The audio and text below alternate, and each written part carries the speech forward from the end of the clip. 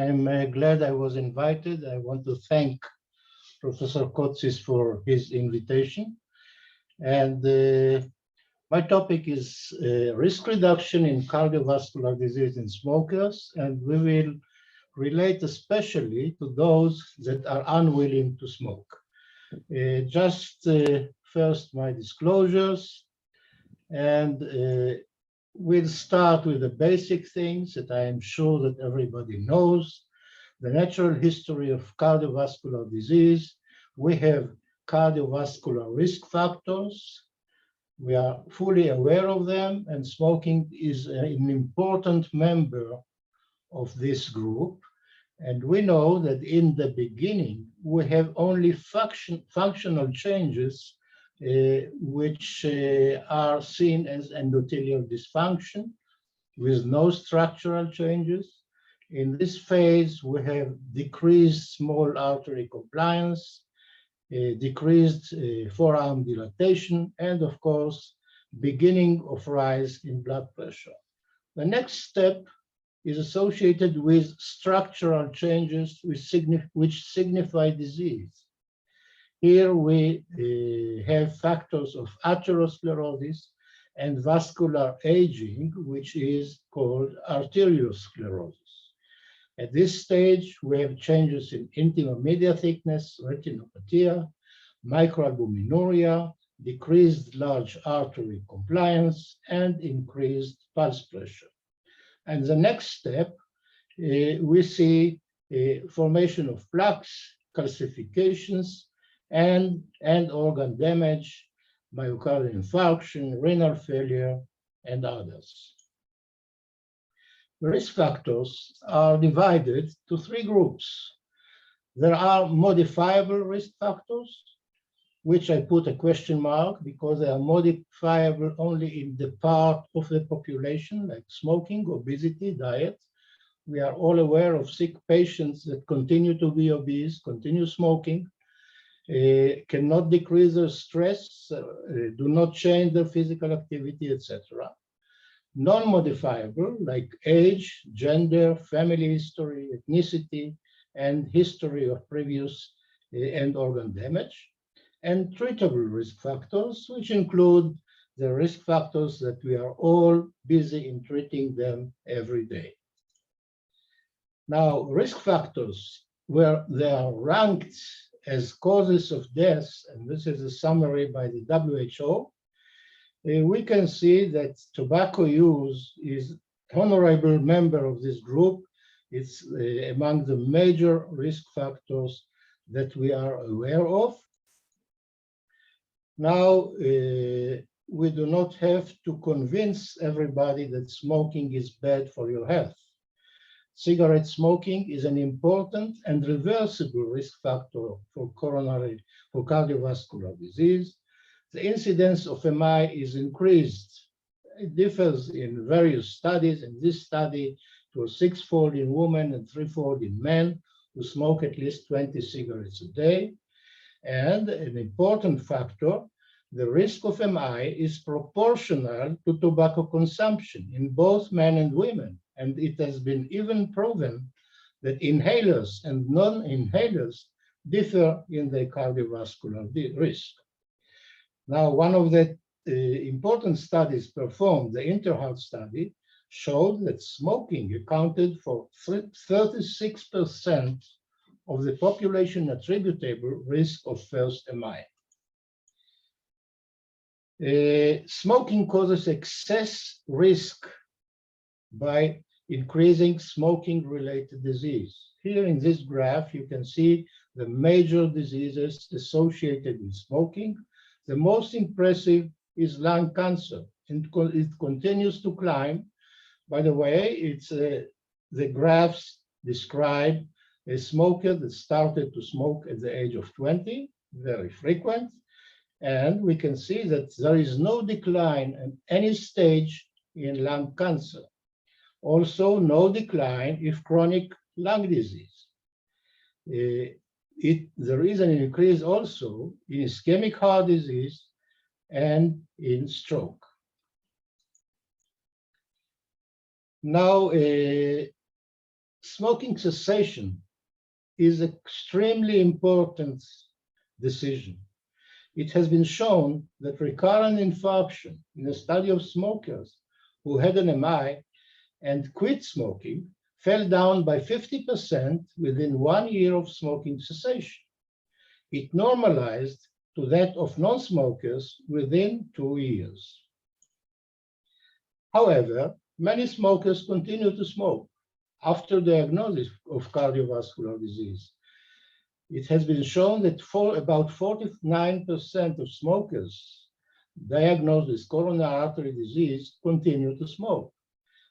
About 57% of smokers continue to smoke after a stroke, and about 72% of smokers diagnosed with peripheral artery disease continue to smoke.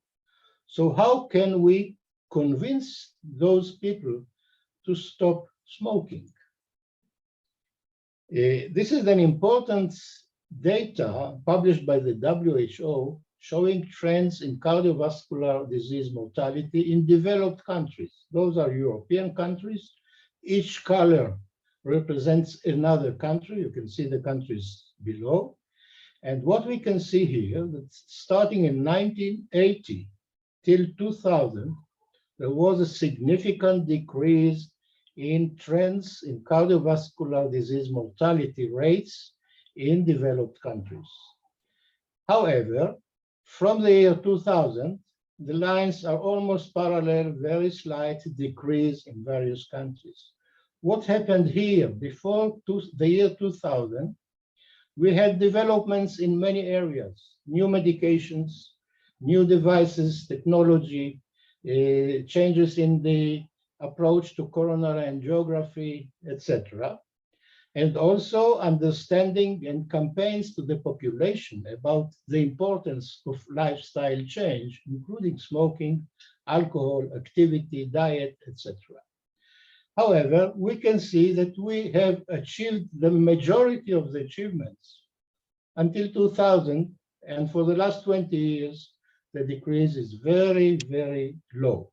So we have to develop a new approach and to cause further decrease in these morbidities. So what is the objective of harm reduction? Harm reduction is based on the premise that some level of unhealthy behavior is inevitable and therefore targets to minimize the harms people suffer.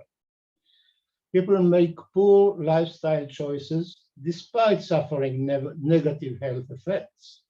Many patients with diabetes continue to overeat and eat unhealthy foods. Many patients with chronic obstructive pulmonary disease continue to smoke. And many patients with ischemic heart disease continue to lead sedentary life and eat unhealthy diets. So we have opportunities of different approaches to harm reduction. It is already successfully applied in many areas. Unhealthy diet, we have statins, we have stents, we have antiaggregants. For skin cancer and sun tanning, we have sunscreen, we have sugar replacements. For unsafe sex, we have condoms, vaccines. And the smoking cessation is by far the best option for smokers. However, it is estimated that more than 1 billion people continue and will continue to smoke in the foreseeable future. The first question that should be raised is harm reduction ethical? We know that at least 7 out of 10 causes of death are related directly to lifestyle and behavior. Lifestyle is the most effective way to minimize the health burden. However, how can a doctor balance the two discordant concepts? First, a patient's freedom to choose unhealthy behavior. You cannot force your patients to do things. You can advise and try to convince. Second, a doctor is focused on providing the best care. So if we have a patient that cannot stop smoking and smokes 20 cigarettes a day, and we will try to convince him to lower to 10 cigarettes a day, we are compromising. This is not the best care, and it won't be acceptable by many physicians. The harm reductions focuses on harmful outcome of behavior rather than the behavior itself. You cannot stop a person from taking illicit drugs. However, you can assist him in preventing overdosing and preventing infections. People who suffer from the effects of entrenched habits may be unwilling or unable to change. And this raises the possibility of a beneficial role of harm reduction. Now let's see what happens when we smoke. Tobacco smoke contains more than 6,000 chemicals as well as ultrafine particles. 93 of them have been listed by the FDA as harmful and potentially harmful constituents, and the majority as classified as carcinogens or potential carcinogens. Now, this is a picture of a cigarette. This is the top of the end of the cigarette when the fire is, and this is the filter. If you measure the temperatures along the cigarettes until the tip, you will find this picture. So at the tip of the cigarettes, we have temperatures that arrive to 750 degrees of Celsius.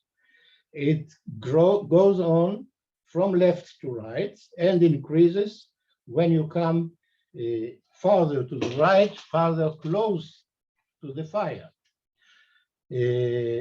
At the degree which is higher than 750 degrees Celsius, combustion occurs. Combustion is burning of the tobacco, and this is a process that releases the majority of the toxic substances to the lungs and the carcinogenic substances to the whole body. Now, in this slide, you can see that if you take tobacco and heat it or burn it, the higher the temperature, the higher the level of the toxic and carcinogenic constituents. If you lower the temperature, the lower the amount of these toxic and carcinogenic substances. Here we have a table of a graph of combustion and no combustion in tobacco products. So all those that are associated with combustion, burning process of the cigarette, of the tobacco, are with very high combined risk score for disease. This is a combustible cigarette, the cut tobacco, cigarillos, Western pipe tobacco, cigars.